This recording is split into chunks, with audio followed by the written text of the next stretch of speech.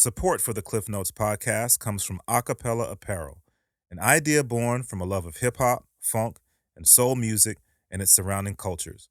With fashion being a huge visual part of the cultures, they've created expressive images to pay homage, invoke nostalgia, and showcase the elements that make up the lifestyle and cultures of these genres.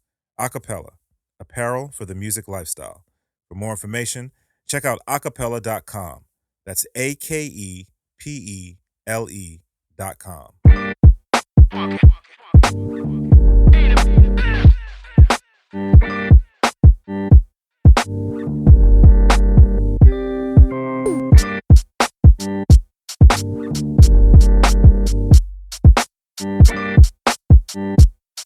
Yes, y'all. We are back again.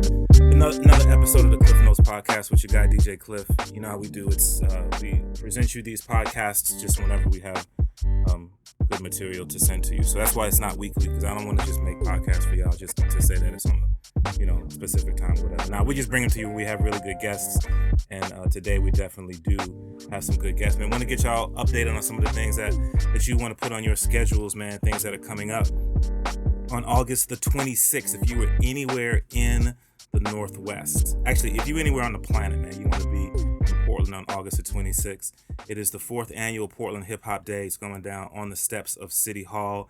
It's going to be a huge event, man. There's going to be celebration from legends, people who have represented the Portland scene in the past, and then people who are currently representing and celebrating also some of the younger cats who are coming up. So it's going to be a great event celebrating all aspects of hip-hop, b-boying, DJing, MCing, graffiti artists. It's going to be some food trucks out there, and a couple of really cool things. One is that it is an all-ages event, so, bring your chillin' out there.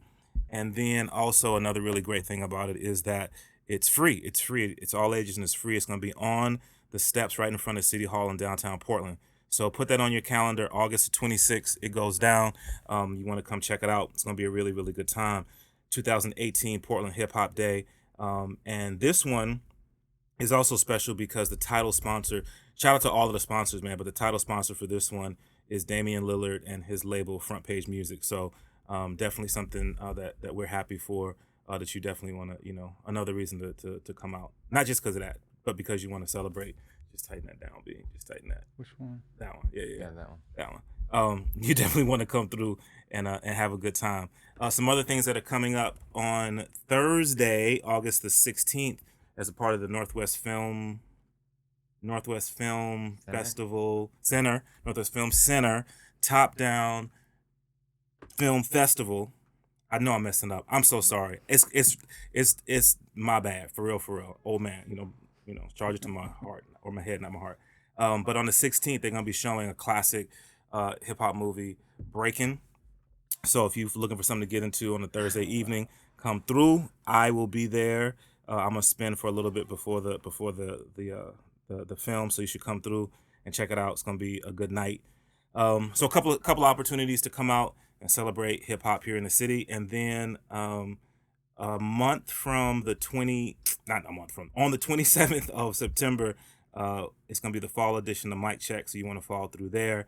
Mike Capes is going to be on the bill, Fontaine, Covey, we got C Goods doing a beat set, we had an open mic, we're going to have a cypher series, Mic Check DJs, OG1 and Trox. So, and I just confirmed we will have a something very, very special, something I've been working on for a while. So it's going to be a really, really good one on the 27th. All right, y'all. So like I said, really excited for this one because these guys are two gentlemen who are doing some really crazy good things in the city, and really supporting, really representing the underrepresented, man. That's what I'm about. Okay, enough from me, man. Let them know who y'all are. This is Luvjonez. Yeah. That's it? I don't know. Yeah. Come on, all right. At take Luvjonez two. Music on all social media. Bruh. Take What two. else should I say? You should say you're from A Beat Happening. You do music. My fault. All right. This is cracks me up. Although people know, because you've been on Klyph Notes before, so people kind of know who you are. To be fair, my man Luvjonez is back, and Yeah. We got Derek. Why am I talking in the third person? Sorry, I'm a little nervous. Okay, so my name is Derek. I do music in town too. I call myself Sembla, and I a co-founder of A Beat Happening, which is an all-ages monthly free event at Future Shock Records. That's what's up. That's what's up, man. Thank y'all for being here, for real, for real.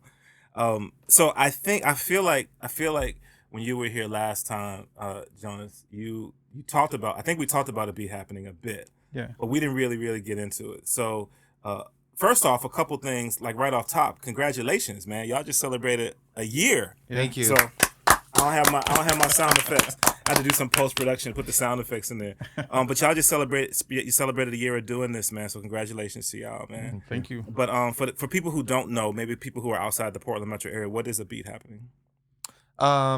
For me, so I will say that me and Jonas, even though we get along a lot and have discovered a lot of commonalities, I think we're coming from it from different perspectives. And so I'll say my perspective, and hopefully Jonas will say his perspective. For me, it's a way to bring music nerds, the POC community of Portland together, and it focuses on hip hop. It focuses on bedroom producers, literally bedroom producers who are not getting out of their house. We look for them on Instagram. We look for them on Facebook. We get them out of their house. And it's a celebration, and it's all ages, and we just have a good time. I call it a party. Right. When I talk to people about it, I say, we have this beat party. Come down. Everybody's welcome. We are very intentional about trying to make it diverse in all kinds of ways, ages. I'm getting older too, and I hate when I go to shows and it's only, it's like very mono culture kind of thing. Yeah. So yeah, we're trying to be really intentional about it and bring out folks of color, women, all kinds of people. Yeah, and anybody who's paid attention over the last year, they get an opportunity to see that that's what you folks have absolutely done. But take me back though. How did you guys even connect? How did you guys get to know one another? Because I know neither one of y'all are originally from Portland. Right. Yes, that's true. Go. You want to tell the story? Yeah. I mean, for me, I moved here. I moved here in 2014, and I studied the hip hop community before I moved out here. A lot of what I knew was Sand People, and I knew about what is it? Immaculate. Illmaculate. I was gonna say Illmind. I was like, no, that's New York. Yeah. Illmaculate, and so I knew that there was potential for me to meet, and about Life Savers as well. So when I moved out here, I was looking for that. But I also was I come from someone who does a lot of local shows, and coming from New York, there's just a ton of people that do music. So I knew that was probably out here somewhere. So I sought out to find that. That was harder to do a little bit when I got here. I found Thirsty City, and that was kind of my intro to a lot of underground stuff. But I knew that there was more. Yeah. So I was part of a group on Facebook that had it seems random, it'll make sense in a little bit, but I was always kind of seeking people in that community to connect with, and it was a little harder for somebody who wasn't from here. But part of my kind of forcing myself to go out and meet people was this kickball group on Facebook. Okay, that is random. Yeah, it was, because I'm not. Although I've played sports in the past, this was more just me forcing myself out of my comfort zone. Yeah. And I got there early one day because it was near my apartment, and I met Derek, who was there, and we started to talk about, who we were and what we did, and we were both into beats. I'm a producer, and he said he was as well. So we started to chat about kind of the frustration not being able to find an all beats show necessarily, and how that was something we both wanted to do. And then literally that same day, we just built a lot more afterwards, went down to Future Shock and kind of started the conversation with Tim. That's what's up. I mean, it's so cool that a local record store saw the vision and was open to having this happen. And now a year later, here you guys are. Crazy. Yeah. Yeah. I mean, I did throw out some names at Tim, so I wasn't some random person, like, because one of the things that I did before I'd met up Jonas, I talked to people in the community and I asked if they felt like there was a need for this, because I'm a transplant. I'm not just going to be like, I'm here, I'm going to do this, I wanted to see what people thought. And so I did speak to other people like homie Dr. Blood Money, Ralph. Yep. So he met up with me, had a beer with me, and was very encouraging, pointing me to Future Shock. I knew about Future Shock. I didn't know Tim. Yeah. And then I'm pretty sure I talked to Northern Draw, to Kip, and he was very encouraging. And then other people, again, I also went to Thirsty City looking for a community. Yeah. And I met people there, and they were all very encouraging. Yeah. So I felt encouraged, like, I'm not just going to do this, and people are going to be like, what are you doing? Right. So, it started for me partly because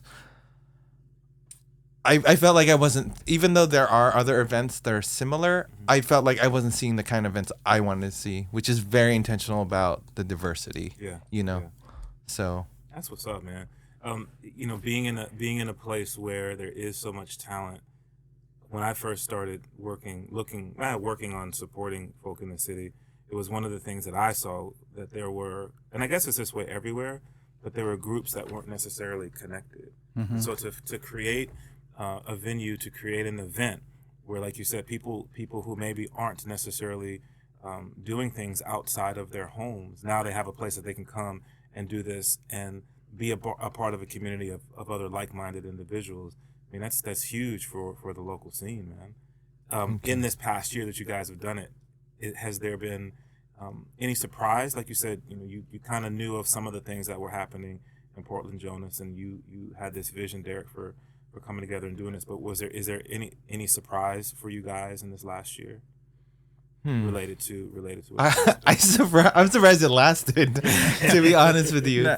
I think for me, because a lot of what we do, we try to balance each of the show bills with, new artists as we meet them, people who have little to no experience, and then people who make music in town, but it may, their act may be focused on the MC over the production. Right.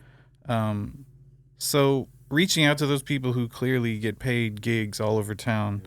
And seeing if they're interested in playing, and they always go for it. Yeah. A lot of them, just kind of like the freedom of our format is just like do whatever you want. Yeah. For 15, 20 minutes. Yeah. So people like Trox, who, he's got more than enough on his plate, but he's always willing. He's always down to come play beats for us. Lisa Vasquez is very busy woman, has a lot going on, but she always makes time. Other acts, Theory has it. Samurai came through. Ayatollah, which is a big accomplishment for us. But just, being able to do that, being able to like use the leverage of what we can do for newcomers as well as established acts meant a lot for me, because it was like people are paying attention and they want to be part of it too. So that's what's up. Talking about a beat happening, just celebrated their 1-year anniversary. One of the things that I think was really cool was you took this opportunity. I shouldn't say you took this opportunity, but one of the things that I saw that came along with the celebration of the 1 year was you looked for a way to give back to Future Shock. You guys did some fundraising, and I'm gonna let you tell the story of that. Yeah. You wanna? Yeah, sure. So Tim, if you guys don't know Future Shock Records, go in there. It's a great store, hip hop focused, soul, funk focused. And they've been there for 5 years? Yeah, 5 years. They just had an anniversary as well. Anyway, wait, sorry, I lost the question. So just the fundraiser that you guys. Oh yeah, the fundraiser. Yeah. So the fundraiser. Tim lets us do it for free. he just wants he doesn't tell us this is just a feeling we get, that he just wants people to enjoy hip hop, enjoy his space, and he lets us do it. He lets us use his equipment. And so we felt not indebted to him because he's never said anything, but we're like, what can we do? Our anniversary is coming up. What's a cool thing to do? And so we thought, oh, let's buy him new equipment, but let's involve the community, because, you know, the shows are free, people are having fun. Yeah, I just wanted to like give back, and not just us, but the community give back to Future Shock. Yeah. And so yeah, we threw a fundraiser. We partnered with Quartet Skateboards, and we did the whole Indiegogo thing. We had perks, you know, we had like T-shirts, like, so yeah, we did it, and the community pulled through. So we bought them a new Serato 4-channel, you know, mixer. Yeah, and it was fortunate because he did lose his business partner, and the business partner took the sound system and took the mixer and the speaker. And so it was weird that we were doing this fundraiser in the middle of this. His business partner left, and we were able to just like jump right in, and like when our fundraiser ended, we bought what he needed. And so it was weird because it wasn't just like we're upgrading, now we're just like filling a need. It was so I feel like, well, I'm a Christian, so I feel like God works in mysterious ways. That's what I was about to say, man. That wasn't no accident, me. That was divine intervention right there, man. You again, it's an extension of what you guys do, right? You created the event to serve the community. You did the fundraiser to serve the store, to serve Tim, and you know, I believe, like you said, B, I believe God said, all right, let me just put that in where it needs to be. So. Yeah, I think so too, because it was weird. I mean, I'm biased, right? But it feels weird. Like, whoa, that's really strange that we had this idea and then we filled the gap. Yeah, you know, that's what's up, man. Yeah, that's really, really exciting. The turnout. I've watched you guys on social media shoot little clips, and let me just say, the way that you guys present, not just live, but the way that you guys present the event on social media, on the internet, is really, really cool. So it makes people, it makes me interested to see what happened.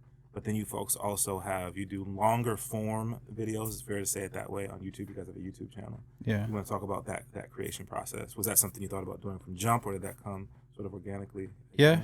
I think our original idea was going to be like long form streaming video, like 1.5-hour broadcasting with no edits. But YouTube has a lot of issues with copyright, and because we always have we start each set with a DJ, and the minute they start playing music that's registered, YouTube mutes it. Right. And so we learned that the hard way, you know, along with the difficulties of trying to edit an hour-long stream if we want to break up the sets individually. So we rethought that after that was just the first show, I think, and broke it into like, each artist gets their own YouTube clip and title card. That way it's, you know, you can clip through and watch whatever you want if you want to interested in one act over the other, or if you just want to like let it stream. Yeah. But everyone gets the same kind of feature that they get in store if you're there as someone who sees it live. Yeah. So it's a ripoff. I mean, honestly, it's just a ripoff of stuff like Boiler Room. Yeah. It's influenced by this French YouTube channel called Mellotron. So we just copied them. I mean, it's nothing revolutionary, but it's neat to document like the Portland hip hop scene. Yeah.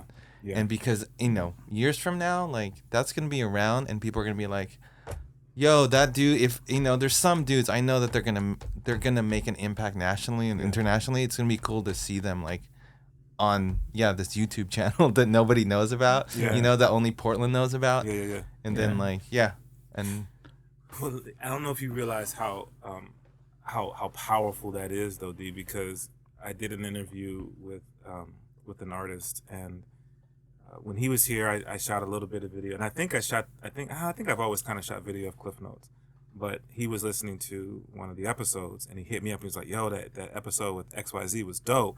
I really wish there was video of it.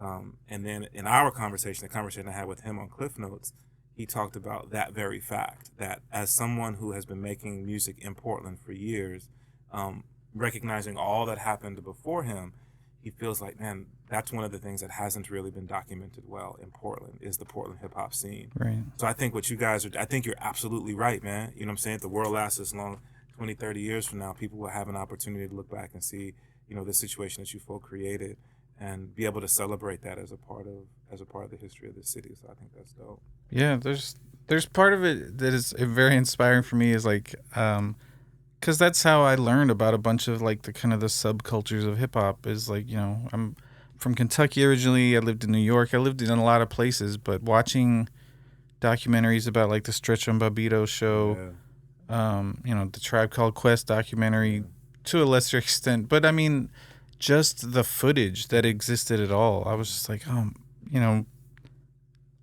whoever had the presence of mind to be there filming, whether it was their homies or whatever, you know, 20 years later, we still are referencing a lot of that stuff. Yeah. So, and to me, it's really important to like shine a light on all these people, because a lot of people can't make it to the shows, and a lot of people might not see like the little Instagram clips that we shoot. And I want them to be able to share it with their, you know, with their networks and their friends and their family as like proof of stuff that they've done. Yeah. So yeah, we had to be a little bit forward thinking in that. We were like, you know, it's not just about the event itself, but like archiving it for the future too. So that's what's up. That's what's up, man.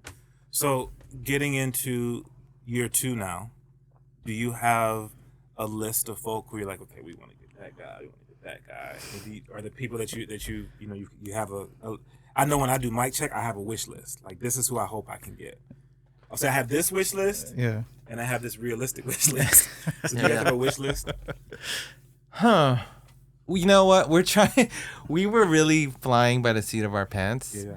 And we're lucky that, and I kind of knew this coming from like the underground scene, that there's always people doing stuff, and they may not be out there promoting themselves. You got to find them, some of them that, you know, it just kept coming, and people would show up. We'd become friends with them and be like, and my second question to people are like, do you make beats? Yeah. Do you do music? Yeah. Do you DJ? You know, and yeah, we put them up and they come back. But yeah, we were flying by the seat of our pants. But I think in passing the year mark, we are trying to be more strategic about it. We're taking a like winter break. Mm-hmm. We don't know if we have a wish list yet. I think we have. I feel very unsophisticated about this stuff. Like, I just want to throw a party. Yeah. I want people to feel welcome. Yeah. And I'm not thinking about like these huge plans. Right. So yeah, I don't really have a wish list. I just want, what gets me excited is when I go to another event and then I see the producers that we've put up and they're interacting with each other apart from us. They're just like becoming friends. Mm-hmm. And they're like, they're talking and they're going to other people's shows and they're putting on their own shows. You know what I mean? I feel like it's like, I know that there's a scene here already, but there's not like the bedroom producer nerd scene. Right. Like, they're all hidden away. Yeah. And so I think they're coming out. And that's what it feels like. And so I think for me, it's like, I'm waiting to see what we're making plans, and we can talk about it later about what the next year, what will happen in the next year. Yeah. But I feel like a lot of it is very organic and non-planned. What do you think, Jonas? Yeah, I agree. Like, I think in our minds we were like, you know, it would be great to get like to catch some of the kind of the producers that come through town on the Red Bull tours and stuff like that. But we don't really, because of the popularity of just the community that we're building. Oftentimes we're like pretty booked up. It's just a matter of finding a date for people. You know, in every show, there's new people who show up and want to ask questions and how can I do a beat set here, and we really stress, you know, come to the shows, support the other people that are doing this, talk to people, and it seems to be working little by little. It helps build the community, but also like let them realize that you can play here, but you kind of have to join in too. You can't just, we're just not just like this open venue where you can submit. Yeah, and it's not a way to keep people out. Right. Yeah. It's a way to have this tone, like, we are not faceless. We are not, like, this is not transactional kind of experience. Like, it's about community. And, like, come say hi to us. You know, I do tell people, though, on email, if they haven't been to the show, I tell them to come to the show. Just check it out, because you might not like the vibes. You know, there's a specific kind of vibe. It's like a really nerdy, goofy vibe, if I say it myself. But I also do tell them, like, if you have social anxiety or something like that, you're shy, like, let us know too, because, you know, my wife's like that. Like, I know that not everybody can just go out and be like, what's up? I'm here, you know, so we try to be inclusive. But if you can, come to the show and see the vibe first. And I think we both kind of stay present in the during the events. So, like, the performers are performing, then we kind of run through the crowd and talk to people. So I feel like that always helps too, because people aren't ever really sure who to talk to about the event. So even doing like the little one-to-one conversations seems to just like show people that we're sincere about this. You know, and there is like a formal process to get to play here. It's not just like a free for all. Like, there is some strategy involved in it. So but yeah, it's been really rewarding for the year that we've been doing it, and new folks show up every time. And I don't know if I should lay a guilt trip on some people come because we asked their producers to play beats, who may have even artists in the city who had said they were interested but never showed up, and then we get their producers who made their most recent song, then they'll show up. So it's funny to kind of have that and kind of tease them a little bit about, but anyway, just. But I think that's dope though, man, because I think that's real community. You know, I love what you said earlier, Derek, that the process is intentional.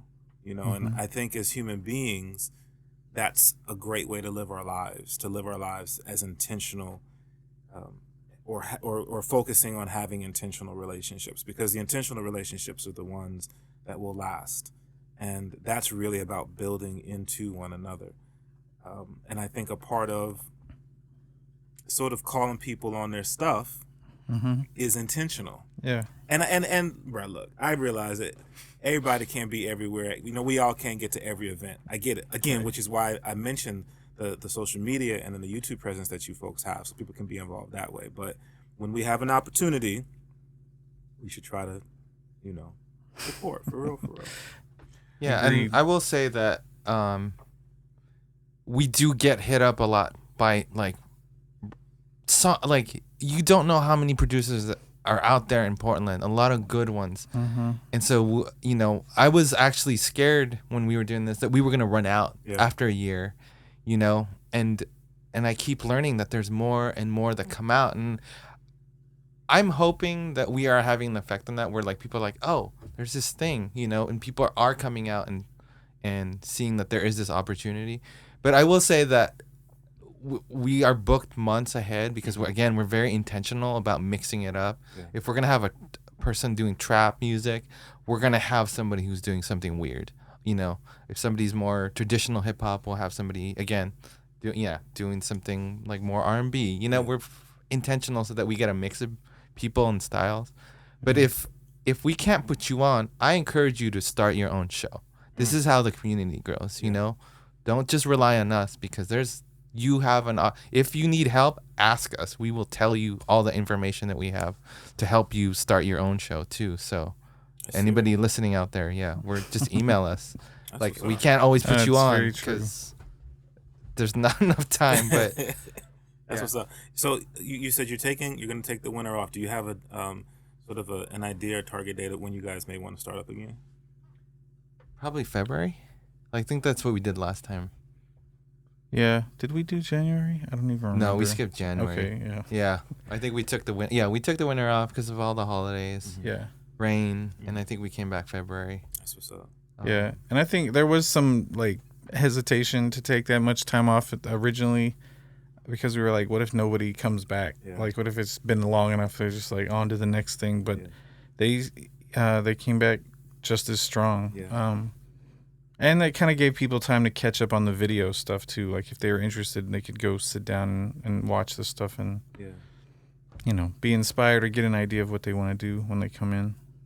I can relate to that because we changed mic check from monthly to quarterly. Yeah. And we did our last mic check was in June. The next one is in September. And at the end of July, I was like, man, normally we'd be getting ready for mic check right now. And I'd be lying to you if I said I didn't feel a certain level of anxiety. Man, are people going to show up in September? But I think what I've learned, and I think what you folks have learned, sort of what you just described, is that when you create something of quality and people believe in it and people feel connected to it, that's not an issue. People will definitely come back. So we talked a little bit about year 2, and you said that you had some things that, some ideas of some things for year 2. Anything that you can share with the listeners? Yes, we are. Like I see, can we say that? Yeah, I mean, I guess we can. Yeah, we can throw out. I mean, it might not work. It may, but one of the things we want to do is we're starting a tiny label, like so many people come through a beat happening, and but I feel similar to the YouTube videos and just the event itself. Mm-hmm. For me, it's a way to systemize and lift up all these producers that are coming through. Yeah. They're putting out stuff on by themselves, like on Bandcamp and stuff. But we want to be because I grew up being into record labels and going, here's a record label I like. I'm gonna check out this band, that band, and then a new record comes out. I have no idea who this band is, but because I trust the record label, I'm gonna listen to it or just buy it straight up. Yeah. So, yeah, we have this kind of idea to start doing a small record label. Again, tiny, but be good about the social media. Be good about consistency, quality consistency. Yeah, be good about being intentional about who we put on. Yeah. So it's awesome. Yeah. And it's something to help them kind of brand themselves. A lot of people, at least a lot of the producers that have done our show, they might have a SoundCloud, but they don't really maintain it. And they don't have photos, they don't have logos, they don't have social media sometimes. So it's a way of kind of creating a central hub for people. If you saw them at our show and you want to hear more of their music, here's some more links to find their stuff.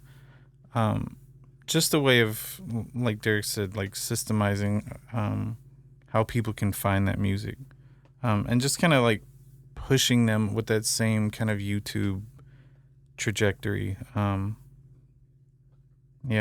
For the streaming people who don't want to watch YouTube, maybe you can use this avenue to find their music and support them that way. That's exciting because I do believe I agree. There are so many great producers here in the city, and it would be nice to continue to hear more of the artists that we don't hear because they are. I mean, and now they'll have another avenue to get that out, and I think you guys again have done such a great job of doing the early legwork that now when people see a beat happening, they kind of know what to expect. So that's pretty cool. What else y'all got? What else y'all cooking up? Because I know both of you guys are artists, so. Yeah, I mean, one thing that we talked about, I mean, this is maybe too speculative, but similar to how the Thesis traded shows with Seattle artists, we've talked about trying to do something like that where we could take a roster of our artists up there and, essentially do a show in Seattle and then have them come down. So something like that, maybe even do off-site beat happenings. We've done a few, not at Future Shock. We've had celebrations where we played at My People's Market, and that was great for, just more exposure to a completely different crowd, kind of an unsuspecting crowd who's just milling around at a festival or at a general market. But that was great. There was a lot of pride in that for our artists. Just, some of them brought their parents out there, and you were playing for folks who would maybe never come to our show or didn't know it existed. So things like that kind of put that bug in us to like maybe try to do some more off-site things. That's what's up, man. Exciting to see more of that. When the microphones and the cameras are off, we need to have a conversation with y'all. A beat happening. It happened. It's coming back soon. But if you folk are trying to get caught up, what's the YouTube channel? It's youtube.com/C/a beat happening. Yeah. So, C for channel. Yeah, C Oh, for okay. channel. I was like, what's the C about? Yeah, Okay. everybody has a C. Yeah. Okay. Yeah. Okay. I think it's C for channel. It's Yeah. a shame. It shows you how much I've been paying attention to Yeah. my YouTube channel. But I mean, it'll correct to the right thing. It's just you got to type in the channel if you want to see it. Okay. And then you have a website, so you've got a central Yeah. location that people can go to, and it's abeathappening.com. Yeah. Okay. So definitely check out the website, and then that'll send you the links to the YouTube channel, social media, and all of those things. And then in terms of your individual artistic avenues, if people want to get to hear more of what you guys do, the best way that people can do that. So yeah, we're both producers. I go by Luvjonez at Luvjonez Music on social media. LuvjonezMusic.com is my website. Yeah, you can find any and all links there, or just Luvjonez on Spotify. Did you say Luvjonez with a Z? Oh yeah, Luvjonez, Okay. Luvjonez. Right. And then Sembla. I'm a occasional producer at this point. I love doing the beat happening. I love being around the kids and the adult. I guess I just love being around artists. So right now that's my main thing, but I do occasionally produce, and you can find me at Sembla, SEMBLA.bandcamp.com. That's what's up, man. Like I said, man, I appreciate you guys coming through. I love the fact that that you folks have created a place where you can have all ages. That's one of the things. There's a big movement in Portland. Shout out to my folk over at Friends of Noise. Yeah. There's a big movement Andre. in Portland to create that, and one of the things that's a little sad is you talk to certain individuals, and when you talk about wanting to do all ages shows, they respond with all of the obstacles to doing that. And yeah, there are obstacles to doing all ages shows, but there are obstacles to doing any kind of show. And you guys have not let that get in the way of what you've done. You've created something that's been successful and created a home for people to a certain degree who didn't have a home. When I was younger, I think if I had a place that I could go that you knew was safe, so parents that are out there listening, it's definitely a safe environment that you could go and meet other individuals and build community, because at the end of the day, that's what it's about. It's really about building community and sharing art and reaching out and touching people, not just through a computer screen or through your iPod or whatever. So I just want to commend you and say how grateful I am for what you guys are doing, and know that you've always got my support through all of the channels that I have. So thank you guys so much, man. Yeah, thank you.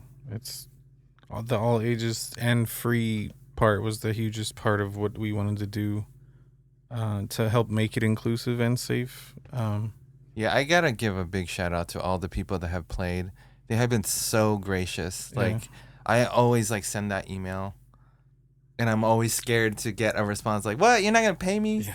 But they're always so gracious. I think that is a testament to, how humble and great Portland, artists are. Like Trox. Yeah, Trox did not have to do that. Samurai does not have to do that. I feel. Right. Tons of other people don't have to do that, but they come through and they, and they put in 100%. They're not just like, I'm just gonna show up this thing and half-ass it. No, they they bring it. It's it's interesting. There was a producer. I can't remember his producer name because we did a 4th of July celebration with Future Shock as part of their 5-year anniversary.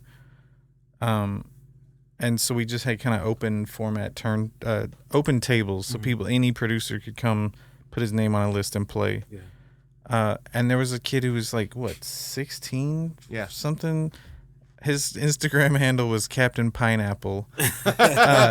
And he was Shout super... out to Captain Pineapple. Yeah, that's not his producer name. That's just what his social media was. But he was super excited to be there. played his beats for I think he had a few friends there, but I was like, how did you find out about the show? And he was like, he knew about it already, but then his mom is the one who recommended him to come sign up. And I was like, that's great. Now we're at it's like, we're being referred to from parents. So they are at least doing the research and finding out, I hope, that it's a space that they could send their teens. Yeah. So yeah, that's what's up. And I think, and I don't want to speak for anyone, but my experience with people like Trox and Samurai, these are people amongst many, many others in the city who, again, see the value of community, see the value of building into one another. And the benefit that you get from that oftentimes is greater than the financial gain. So, shout out to the Portland hip hop scene, man, and the Portland artists who are continuing to grow this scene. I'm grateful that I can, in some small way, be a part of that. Yeah.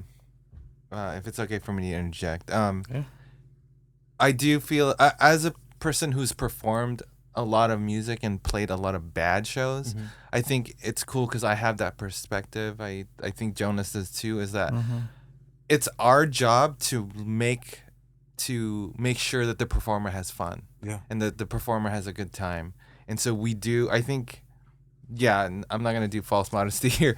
I think that we do try to do that, and that I hope the artists appreciate it. We're very on time.